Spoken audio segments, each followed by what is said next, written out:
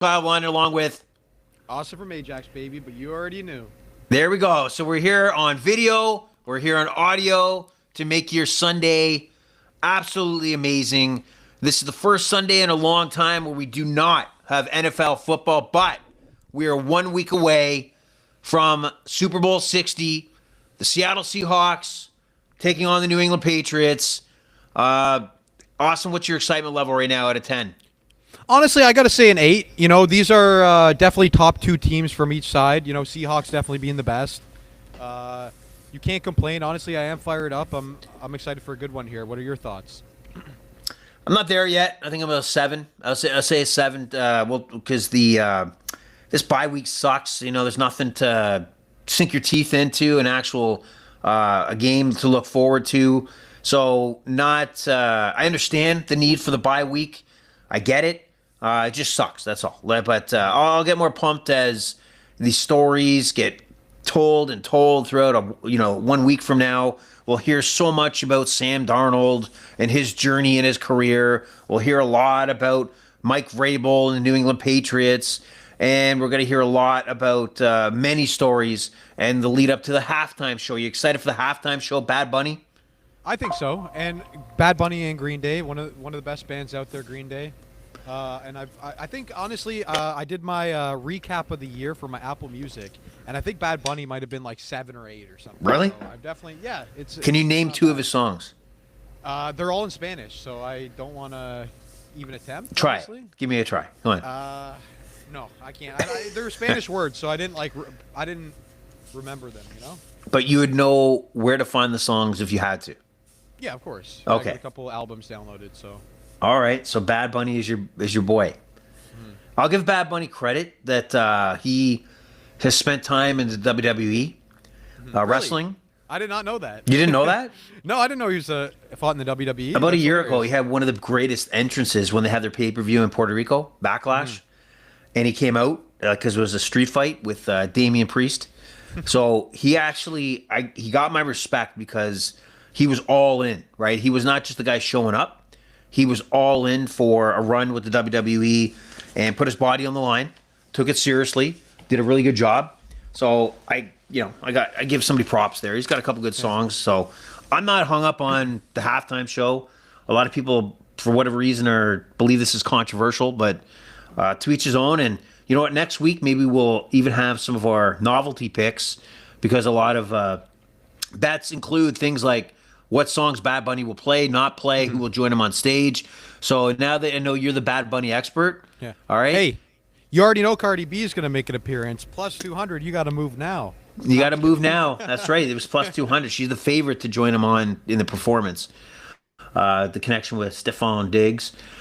So what's this episode about? Well, first of all, I got to mention you got to join the podcast on X at Overrated EXPER2. That's Overrated EXPER2. Austin from Ajax. I still don't see a handle on X from you. So I'm hoping that by the Super Bowl you will have an X profile. Can I get a commitment? No, you guys can find me on Instagram. Just K sad. Phillips 2220. Give me a follow. I'll follow back. Okay. Well, any fan of the show how is a about friend creating of an mine. why not create an X profile? Why not create an X? I had one back in the day. I don't know, grew bored of the app. Don't. I think our fans want to hear you on X. Can you commit to it? You gotta promote the pod. I actually will officially go out of my way not to commit. Oh, come on. Maybe one day, but I don't know. One day. What? You guys want to really hear my tweets? If there's a petition, 5 people sign it, I will officially create an X account. and do Okay, that. we'll get a petition over there. All right, I We'll need we'll 5 scour the signatures city. on paper.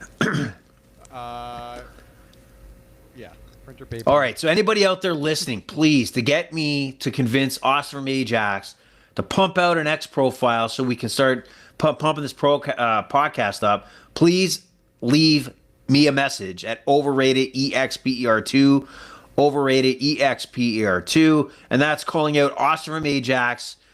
He needs to get on the X. So I need that support. I need at least 5 commitments from you, the audience, to post that our way so that he has no choice, absolutely no choice but to get on X. So we'll see how that plays out, and hopefully our listeners stick it to you and bring up that they want Austin from Ajax on X. And this podcast is not going to be the official plays just yet for the Super Bowl. We are 1 week out. This is a conversation about the whole event itself. We're going to look at some early lines, have some discussion on some of the top players and the props. Props is absolutely huge. And look at some of the stories around the NFL right now. So we got it's such a massive week, and we're going to do some fun things here, including walk through exactly the timeline. So the timeline, just to get you going here, Austin, just looking at what to expect on a Super Bowl week.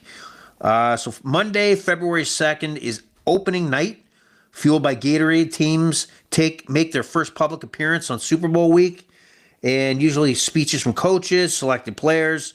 So that's when the teams will first talk, and they arrive in. I don't have the dates when the Seahawks or the Patriots actually set down in Santa Monica where the Super Bowl is going to take place. The media center opens Tuesday. Pro Bowl games, flag football. Yeah, so there's, did you know that Tuesday that the Pro Bowl game is happening? It's a flag football game, AFC versus NFC. Honestly, I would have probably assumed it was today. I did not know it was on the Tuesday. Well, it used to be the week after. No, was it? Yeah, it used to be originally the week after the Super Bowl, and then it became the week in between, and then it turned into a flag football game because nobody's watching this shit. So Pro Bowl happening Tuesday. Flag football. It's probably the best they can do, to be honest, for interest. And then you have the Super Bowl Experience opens. This is an interactive fan festival that opens up for fans, and it runs through Saturday, February 7th. And then we got Media Day on February 4th. And any favorite Media Day moments that you recall back in the day? Favorite Media Day moments? I mean, there's that classic Tom Brady video. I think it was they were asking Tom Brady who his hero was. Yes. And he said his dad, and obviously that's an emotional moment.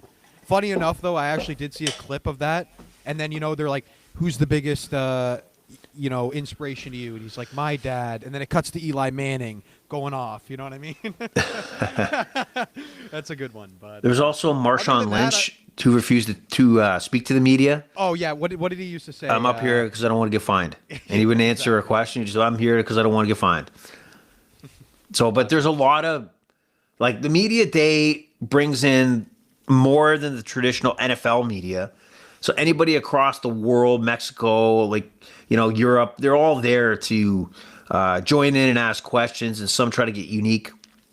So I told you before the podcast, we're going to play a kind of a game here. You're going to play the part of your boy, Sam Darnold, and I'm going to play the part of some jackass media member who's asking inappropriate questions or framing the question inappropriately, and you're going to take the high road and answer based on, cliches and very boring answers, okay? Are you ready? I'll give it my best. Let's do it. All right, Mr. Darnold. This is Billy Johnson from the Tallahassee Gazette. I'm here to talk about the NFL football. So, my first question, Mr. Darnold. Pleasure to be here, by the way. Well, congratulations. Thank you, sir. Oh, that's absolutely Sam Darnold. I think a lot of people want to know that, you're known as the ultimate choker. You kind of have that reputation of being a total loser when it comes to pressure. Are you even surprised you haven't shit yourself yet up to this point with the massive pressure you have probably faced getting to this point? You know what? How dare you, sir? My win record speaks for itself. I don't need to justify things to you. You're missing the point of the whole exercise here. You need to answer in a professional manner. I can't do that. You're supposed to say that I'm very, it's all about the team, and with the grace of God, the teammates have really helped me get to this point, and I feel that we're ready for the next challenge. All right, that's not my version of Sam Darnold. All right. Okay, what's your version? This filet o fish is spicy. All right, we got a new item on the menu now. Okay, so basically, your Sam Darnold version's a little more chip on his shoulder. Yeah, Maybe the reason why I'm that version of him is because, this guy, until maybe now, this guy, Sam Darnold's never gotten any respect. He hasn't even, I don't even think people really looked at him as like a top 10 quarterback. And, I could probably argue he's within the top 5 now. I mean, where's everybody God, else? really? Yes, Top his 5? efficiency. Like, look, there's a reason why the Vikings, did they not, they fired their head coach, right? No, their general manager. Their general manager, okay. Yes. I gotta assume though that's factored in letting go of Darnold. Like that whole scenario is very weird how it played out, because you would have thought if they were going to fire and make that decision for their general manager, it would have happened immediately after the season. Just like kind of like coaching decisions take place. Yeah. But the decision was made after they had sent this guy to the Senior Bowl to scout for the Minnesota Vikings. And he comes home and they decide, that's it, we're done here, you're out. Well, I heard this, and this was like fan accounts on Instagram, but they're saying like, oh, Sam Darnold got to the Super Bowl, and that's why this guy was fired. You know what I mean? I mean, straight up, you can't tell me the Minnesota Vikings with Sam Darnold, you can't tell me they're not a playoff team. I think there's a chance that, okay, there's no question. Like the quarterback situation in Minnesota fell apart, right? Mm-hmm. They decided not to re-sign or aggressively go after Sam Darnold, and he leaves for Seattle. They hung their hat on J.J. McCarthy, and I gotta believe that they're thinking, "Fuck, we're screwed." Like I gotta believe this is kind of like an Anthony Richardson situation in Indy where they're raising a red flag that we may not have our franchise quarterback. We may have put our chips into the wrong pile here because this guy might not be the guy. Remember, they also had Daniel Jones backing up late in that year last year, and he left. So they were all in on J.J. McCarthy, and it did not work. It did not work, and the victim of that is obviously general manager Kwesi. Adolfo Mense. I really think the Minnesota Vikings took a gamble. I mean, at the end of the day, Sam Darnold, he gave you a 14-4 season, and this guy did that for your franchise. And, he's getting paid big money. Don't get me wrong. But, he's on a 3-year. Sam Darnold's on a 3-year, $100 million contract, $100.5 million for 3 years. And it's like, yeah, that's a lot of money. But, I mean, guys like Mahomes are getting $500 for their entire career. You're getting Sam Darnold's prime. I just don't think, they're putting their faith in a guy, but there's too much uncertainty there. The Vikings should have been a win-now franchise. Justin Jefferson, they got one of the best wide receiver tandems in the whole game. And taking a shot at a rookie when a guy just gave you 14 wins in a season, it's just mind-boggling to me. But, I mean, I've always been a big Sam Darnold fan. I don't think he's the sexiest quarterback, but he always seems to get the job done. Always seems like he's underrated, and he's one game away from a Super Bowl now. So. Yeah, well, hey, let's give credit where credit is due here. I even thought Sam Darnold, after what we saw in Minnesota, was all right. He's peaked. Like he's going to get you a solid season. If you got a strong team around him, he's not going to be necessarily the quarterback's going to raise up all that underachieving talent. But he got the job done and kind of fell apart to me in those tough pressure games against the Rams and Lions late in that year last year. So I was skeptical. But let's look at some of the organizations out there that have a thought process, a pathway to success. And Mike Macdonald, second year, just coming off one season as head coach of the Seattle Seahawks, decided that, you know what, Geno Smith's not my guy. He's not going to get us where we want to go. They made the trade with the Raiders. They got rid of Geno Smith, which I thought at the time, probably for the Raiders, that was a good move because of the fact that they had nothing at quarterback. That obviously didn't work out as they're going to be drafted first overall. And then when they decided to pick up Sam Darnold, the thought was, did they really upgrade?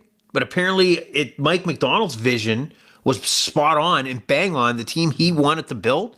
The Sam Darnold was the guy to make that Seahawk team take that next step. And remember, they signed Cooper Kupp as well.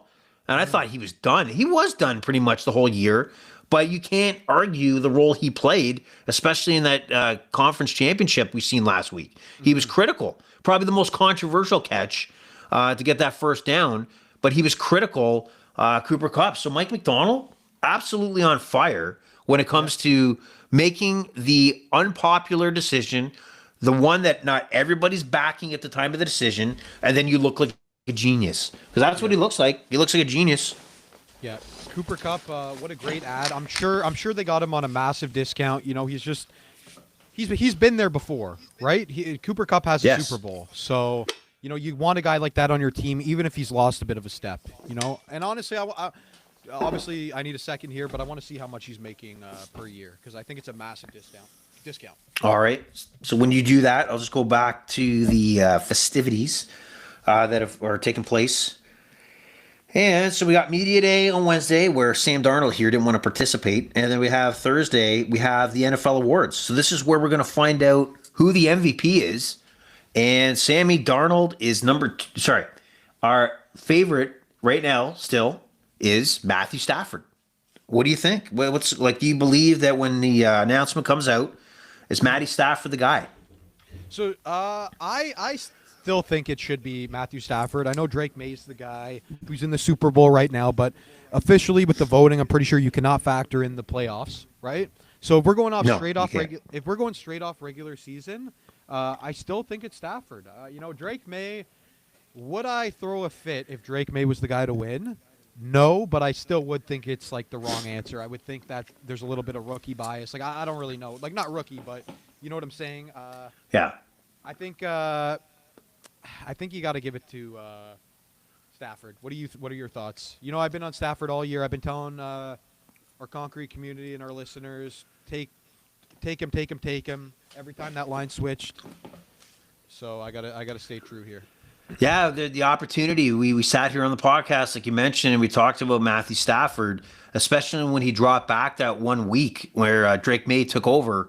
And now it looks like Matthew Stafford's a runaway favorite here, minus 900 to win the award. And that value was there earlier on in the season when everything looked like it was going to be Matthew Stafford. And Drake May is a far distance number 2 at plus 650. And everybody else is like Josh Allen's number 3. Like I can't see him winning an MVP at all. So it's down to 2, but really it's over. The race looks like it's going to be over, and it's going to be Matthew Stafford at minus 900. That sucks because we had a chance.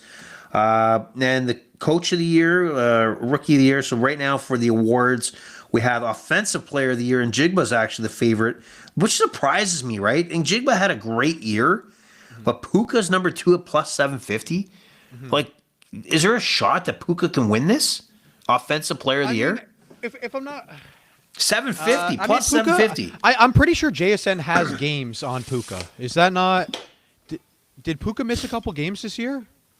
I'm pretty sure he did. I think JSN had a pretty healthy season. I don't know, man. These guys are like they're interchangeable, like 1 and 2 receivers. It's too hard to tell. Both of them had such phenomenal seasons. You know, even at a fantasy standpoint, like say you're the first pick off the board, you want a wide receiver. You know, do you really care which one of those 2 guys you get? You know what I mean? Just 2 amazing talents. Yeah, for some reason I feel like Puka stood out more, like more dominant. Yeah. And it's probably because of those couple games he did miss. That probably is the difference. Puka Puka may have been better, but also JSN, this was the 1 year he truly emerged. Before this, he was not the same guy. So I think there could be a little bit of like all the eyes are on him. Like, holy shit, like this is the biggest breakout we've seen in years, right? Because he's been in the NFL for 2-3 seasons already, playing with Lockett and DK Metcalf. And then those 2 guys leave and he's like, hey, I'm the guy now. And you know, the whole league's looking at him as kind of like the new contender for number 1 at the very least. So it's been fun to watch. It's been fun to watch. And, you know, I think Darnold's a factor in that. But, wow, JSN, what a talent. Now, kudos again, Mike McDonald. You know, I forgot about that. You know, letting DK Metcalf go and Tyler Lockett and giving Njigba the respect to be the number 1 guy. And it's paid off. Like, it absolutely paid off. Every move he's made has turned to gold so far. So you got the offensive. Looks like it's going to be in Jigba. Who do you think the comeback player of the year is? Minus Comeback player of the 4,000. year. He helped you in fantasy a lot. He helped me. Christian McCaffrey. It has That's to be, right. right? Yeah. He's minus 4,000. You know what? Yeah, everyone.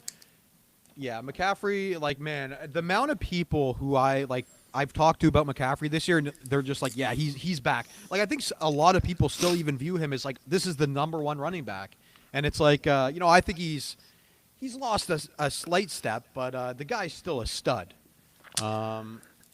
Defensive player of the year. I don't think it's too hard to figure this one out. We got the sack record. Yeah, Myles Garrett. Myles Garrett, runaway. Yeah. And who do you think the rookie is? Rookie of the year. Think wide receiver. Think a team that has shit quarterback. Lost against the Rams in the playoffs. Lost against. I'm tripping. Think South. Think Carolina. McMillan. McMillan, yeah, he's the runaway favorite right now. McMillan's the rookie of the year candidate. Really? He's the odds-on favorite. Yes. He had. I had him in my fantasy league for the 416 that actually won, and he was a great pick. He was always like a big depth guy. Like he wasn't like blowing you away, but he'd have his like 100-yard weeks out of nowhere. And, right. Obviously that rookie pick was a huge part of Carolina's success this year. Still such a weird one. It is weird because I can't believe that a wide receiver with that passing attack is, had a successful season. But he was definitely successful, noticeable, even in the playoffs. Had some big catches. So if they just had a quarterback and give him the ball, he might even become more dominant as he gets into his second and additional years. So that's kind of what we're looking at on Thursday for the awards. And then we get into, concerts, Friday, music and networking events. Has nothing to do with us. Saturday, the Super Bowl breakfast. We're not going to be there for that. Not this year. NFL Super Bowl LX flag football game on YouTube. This is more like celebrities playing flag football. I'm sure that everybody will tune into that garbage. And then you got Sunday, the big game. And the Sunday game kicks off at 6:30 Eastern Standard Time. The opening line, it hasn't moved since, and it probably won't move until we get into next week, is 4.5. The Seahawks open as 4.5-point favorites. And right now, the over-under is 45.5. And I'm looking at the different books, right? I'm using, and this is not a sponsor, but BetStamp. And I'm looking at all the Canadian books. And yeah, it's outside of maybe one book, Power Play. I've never heard of this book before. They're at -4. Majority had the over-under 45.5.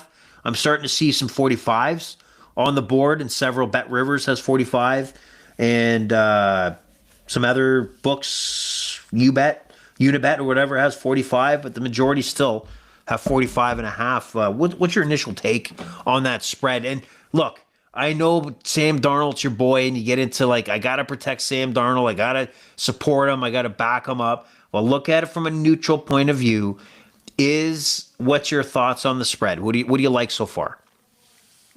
I'm gonna say my bad.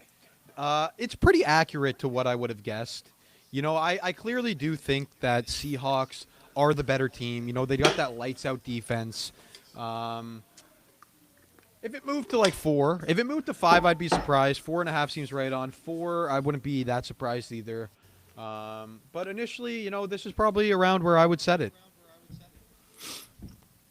Well, what side would you take right now if you had to make a play? If I had to make a play right now, and I still we're not going to to lock think. into it till next week. I'm not locked in. Next week, I could completely go in the different direction. Just let yes, the fans that's fine. know. I don't want you to. This is lean. This is mean and lean Sunday. So what's your direction? If you had to lean, wants to say the Seahawks, the Seahawks by 7. That's what. I kind of think this game.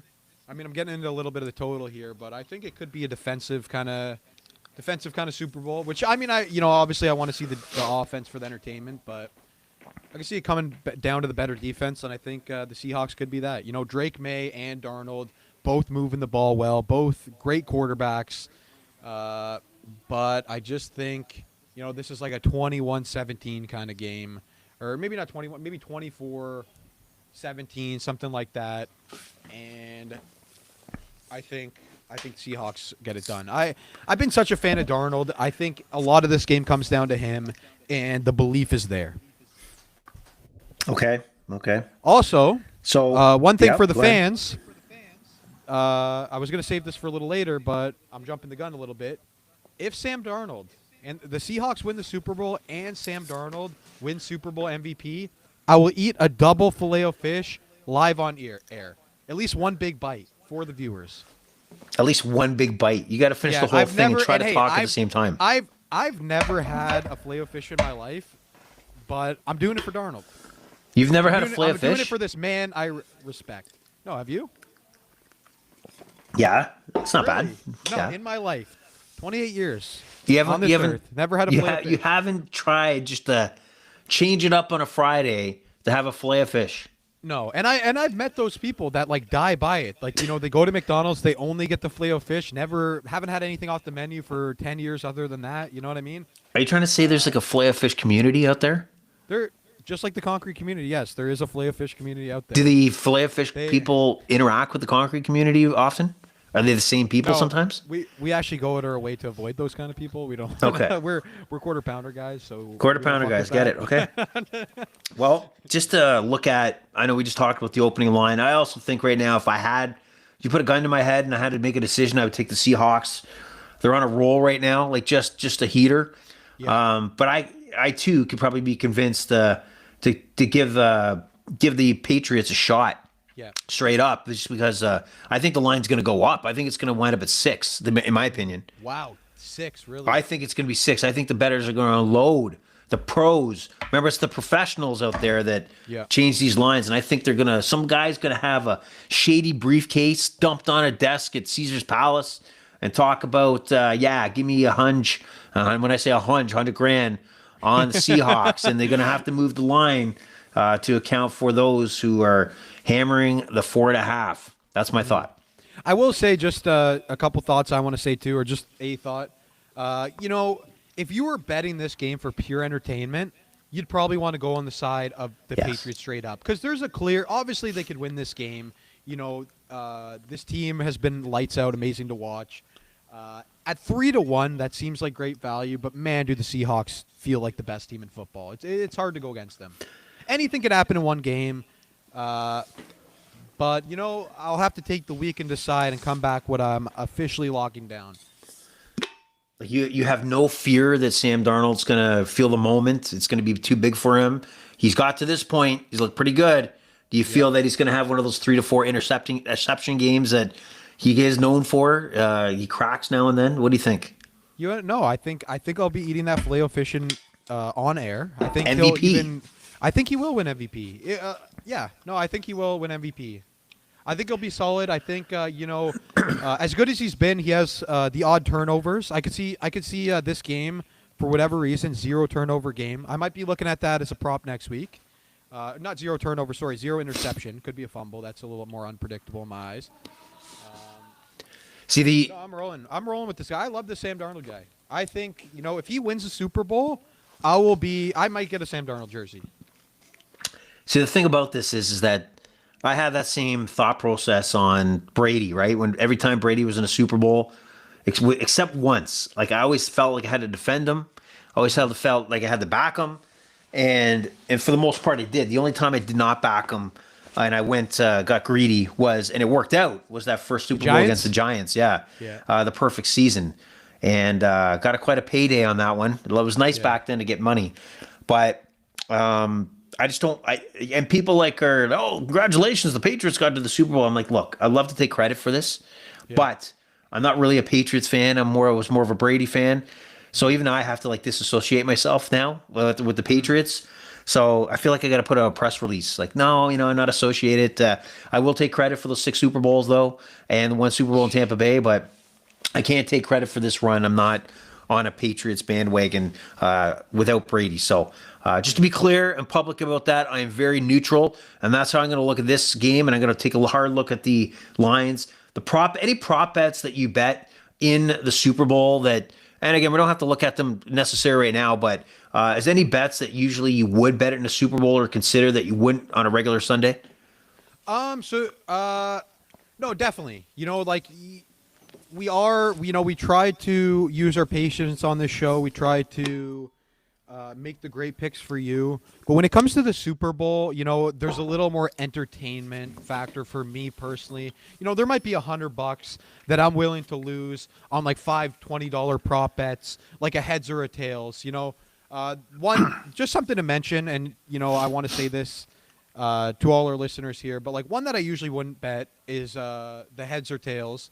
But on FanDuel, I don't know if you've seen this. Yes. It looks like if you put a small bet on the coin toss, you actually win a share of $1 million and 3 million bonus spins, which probably will be like a free $10-15, something like that, maybe even less. But some free money there. I might throw $10 in the coin toss. Funny story. I'll never forget when my uncle Dilla. We got it's Super Bowl Sunday, and we got the TV in the kitchen, TV in the living room. And I'll never forget the guy flips the coin. It lands heads, I think. And all I hear is, yes! And ever since then, I've always thought of putting small bets on the coin toss. So with FanDuel's offer there, I definitely will be. Sad to see they don't have the Gronk kick there again, but No, I think this replaces the Gronk kick, right? This is the simplicity of trying to get people to participate. It's funny how the heads or tails is a big one for Super Bowl that you probably wouldn't bet any other time. If there's a community out there that bets it normally, then hats off to you. I don't see how you're getting an edge one way or the other. But definitely that color of the Kool-Aid or Gatorade that we put over the winning coaches after the win. Those are the bets you would probably make during the Super Bowl, but not regular Sundays. Stuff that stands out to me are unique to these games because teams have 2 weeks to plan and get creative offensively. And I know last year, was it last year or 2 years ago? No, it was 2 years ago, was this KC and San Fran, where would there be more than was it 2 people or 3 people to throw a pass in a game for the 49ers? No. It would be more than 3 players to throw a pass in the game. It could be both teams. And it is plus money, right? You have the 2 quarterbacks, obviously, to make a throw. You have the odds are that maybe another quarterback comes in due to injury, but it's usually a player that's a halfback option where they throw it downfield. And that's what happened. That was the touchdown they scored. I think it was Jennings who threw it to McCaffrey. And that was the third player credited with a pass. So those are the things I would look at in a Super Bowl context versus any other Sunday. So that's one I'm keeping an eye out for. There's another one right now that my early look at some of the special bets. And I thought this is pretty friggin' valuable, right? And it's on FanDuel. And where is it? Well, the Patriots have more. Damn it! Let me just look at this again. Will the players rush it? Yeah. Will the Patriots have more than 3.5 players with rush attempts? Right. So now, the last couple games, it's only been Henderson and what's his name, Rashad Stevenson and Drake May that have the rush attempts. You tell me that in the Super Bowl for plus 162 that the Patriots might not have a reverse or something like that in there, something like that. I got to believe there's. I can't remember. Was it the Seahawks or the Patriots? It might have been the Seahawks. I can't remember which one. I got to go back and check now. My notes suck. But those are the kind of bets that I feel teams will get very creative, throw in things you've never seen before, that I think these bets have real value to them. Like, will there be like more than the average, like the number of players that see a reception or see a rush or a pass or make a pass attempt? Those are things that are very in play for me heading into next week. One thing I also want to say here, we preach on this podcast, not necessarily every week, but to diversify your betting accounts. Have multiple sports lines or sports books so that you can, find the best odds. But for Super Bowl Sunday, it's not just about that. Every website, every betting site is going to have its unique individual offers to take advantage of, even if it's like a $10 or $20 offer on each site. But that adds up, and make sure to keep an eye out for kind of the specials the free juice in a way. Even we're talking about the coin flip, and I remember there's one. It's either Bet365 or the Score, but they're going to take no vig on the coin toss whatsoever. So it's small things like that. If you're going to even place these entertainment bets where the odds really could be in your favor because of these boosted odds. So yes, it's entertainment, but it's still strategic, and I think that's what I'm going to try to come with next week. Some of those bets, like, hey, they're giving you double the money for touchdown scores up to $10. Maybe that's not a lot, but if you're doing that on 3 different sites, there's your entertainment bets, and there's a way to make some quick, maybe not a ton, but make some quick, easy money. Yeah, I can't agree more. I think if you want to test that theory, this is the perfect game to look at and review all the different books out there. Take 3 or 4. Look at those props. I guarantee you will find multiple differences for those props you like. If you like Kenneth Walker rushing yards, you better hone in on a site that's going to give you the best, even if it's a yard, the best odds that you could possibly take, because it will come down to that. It will come down to those kind of situations where a yard does matter and you didn't take advantage of it and you were stuck only using FanDuel or only stuck using DraftKings. You're going to put yourself in a losing situation. So I think that's going to be part of our play as well. I encourage both of us heading into next week to look around beyond the FanDuels for those, examples where you're going to get it better on MGM than you do on this, or DraftKings has it better here or there. And we got to point those value plays out. And that's exactly what we want to do, is shop around, especially during Super Bowl week. And you might even find a promotion that suits you to put some money in that might be, as a new player, help you out in your bankroll as well. Yep. So a lot there to discuss. I mean, early thoughts, like what players do you think will have a massive game here that you're going to be looking at and checking out their props heading into the week? So there's one player that stands out to me that maybe you would know, but the listeners wouldn't know, that I think could have a big game. And then obviously I'll state the obvious one first, JSN. Can he take over here, or will he be a focal point to take away from the Patriots? Because, you can't leave him unchecked. But on the Patriots side, one look ahead bet. I'm not going to give you guys too much. I'm going to come with at least 5, 6, maybe up to 10 props next week. But there's a guy that I've really liked on the Patriots who, he doesn't necessarily show up every game, but I feel like he shows up in the big moments, and that's Booty. I got to pull up his first name. What's his name? Do you remember his first name? Yes. But I seen Keaton Booty. Is that it? Yeah. Yeah, well, anyways, for 3 receptions in the Super Bowl, he has a lineup plus 112, and I think he gets at least 3, if not 4 or 5 catches. He had a big game last week, and I think he comes through again in the Super Bowl. Kayshon Boutte. Boutte. Sorry for that pronunciation on my part. But, you disrespect the that's Boutte. One to look at. Potentially him having a good game because his lines are all kind of low. Yeah, that's my thoughts. That's a look ahead. That's a look ahead, okay? And then the MVP odds, Sammy Darnold's plus 115, Drake May is plus 230, Jackson Smith and Jigba's plus 550. Now, here's the value I think that there is in this bet. Kenneth Walker, plus 800, 850. He's on fire right now for the Seahawks. Yeah. He's the main guy, whether it be rushing, passes out of the backfield. Like, he is just as odds are that he's going to have a dominant MVP-like game like anybody else. Yeah. That love screams that value to me. Yeah, $850, $20 on it. Oh, I like that one. Yeah. If you find a free touchdown scorer play, that's one. Yeah. So Kenneth Walker's anytime minus 190 to score a touchdown, plus 310 to score 2 or more. But he's also plus 370 to score the first touchdown, which I'm thinking, man, he might be that first guy, like to score that touchdown. I think 850 is a great value. I think I will be taking that. Obviously, I'll come back next year with the locked-in picks, but good find there. Yeah, so it's a lot there. Now, I was going to take a little quick look at some of the history and betting history in the Super Bowl. It might surprise you. So the last 15 Super Bowls, 9 have been won by the underdog. Wow, 9 out of 15 crazy. Super Bowls have been won by the underdog. Hold on, where the hell is my thing here? No, I want that.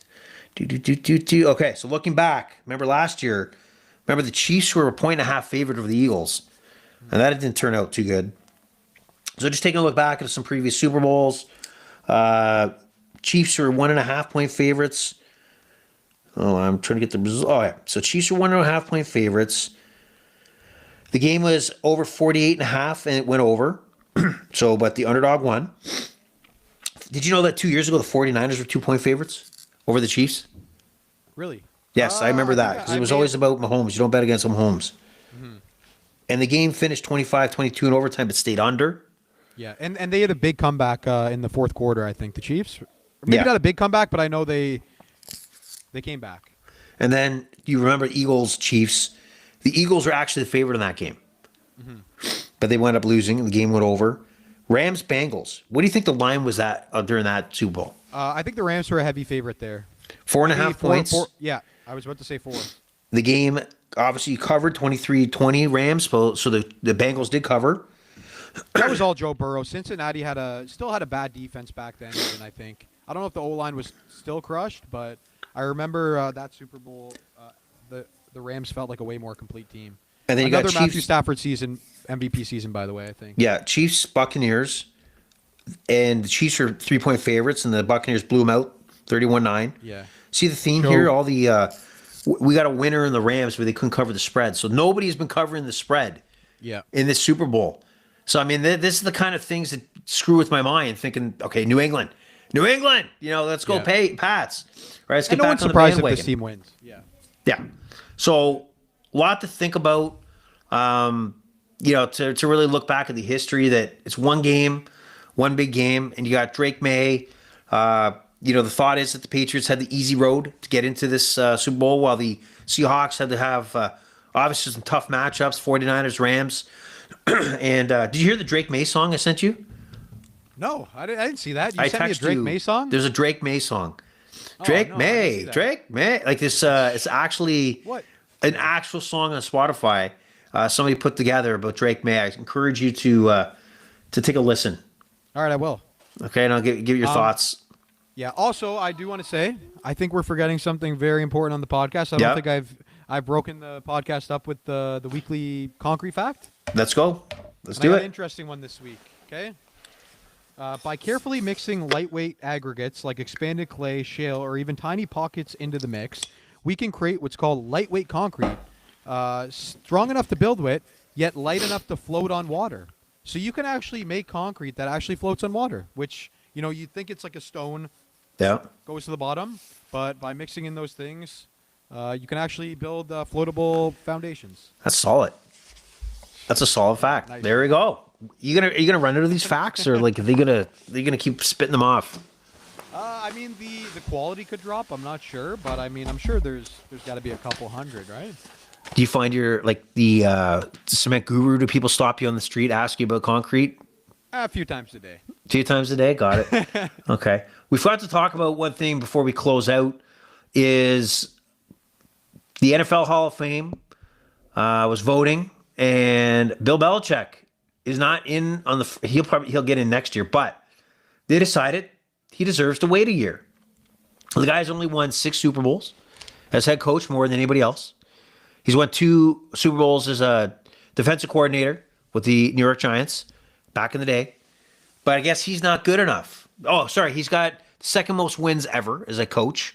He's got the number 1 amount of wins in playoff history.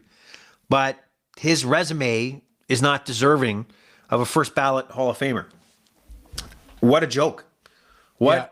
I mean, we're beating a dead horse here. I pretty much align with this, but unless you're a douchebag out there, and there's many douchebags online that try to just have a hot take for people to listen to them, a la Skip Bayless.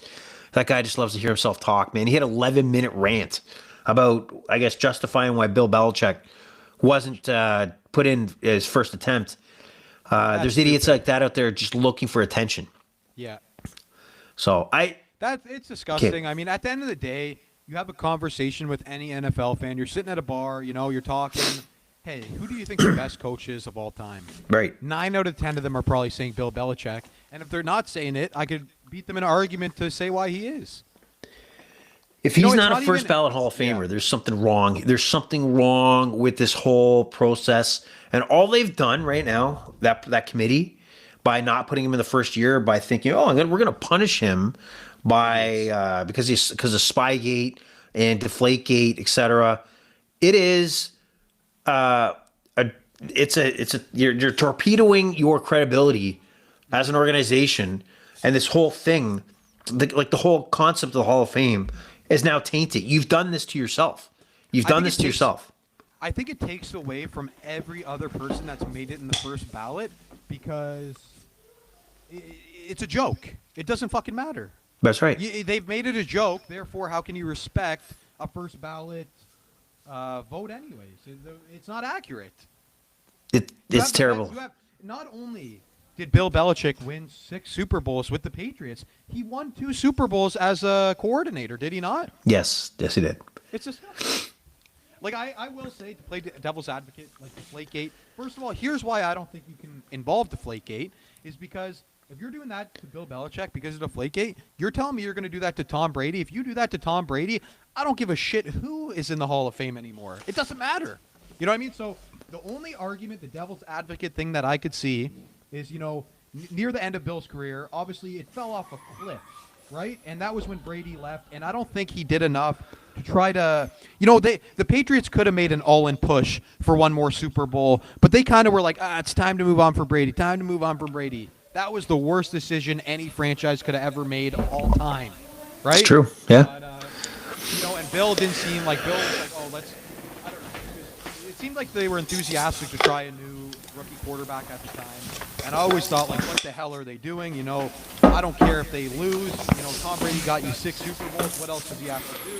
And then Tom Brady leaves when the Patriots didn't make it a priority, and he goes and wins the Super Bowl with the Bucs. Kind of saying, like, hey, Bill Belichick didn't make me. I'm a standout.